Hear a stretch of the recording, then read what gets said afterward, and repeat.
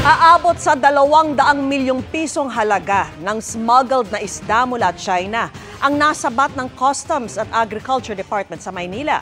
Nakatutok si Mark Salazar.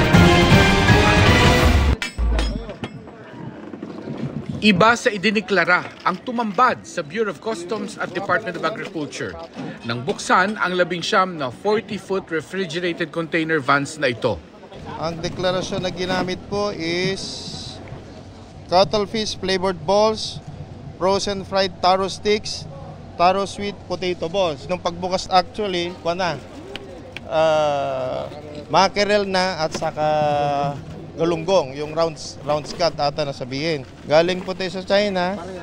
Ang value na estimated value natin is more or less around 200 million. Maibebenta sana ito ng mas mahal ngayong mas madalang ang isda sa merkado dahil kagagaling lang sa 3 buwang fishing ban. Malamang yung smugglers hindi na nila ibababa yung presyo dahil they will try to make maximum profits for their risk. 2 consignee ang nag-misdeclare ng mga isda at ngayon ay hinahabol na ng customs. Sa laki ng bulto ng smuggling na ito ng isda, pasok na pasok ang kaso sa paglabag sa economic sabotage law. Yung value is more than 200 million at 10 million lang ang value ay non-bailable na yon. So talagang hahabulin namin ng Bureau of Customs at ng FDA itong mga perpetrators na to at we'll bring them to justice. Natanong din ng DA kung ito kayang mga isda ay hinuli rin lang ng mga Chinese sa West Philippine Sea para sa atin din ismuggle. Sigurado ako hindi galing sa West Philippine Sea yan. Saan ba galing kaya? Malamang sa China galing talaga yan. Sa size and laki niya and the species itself.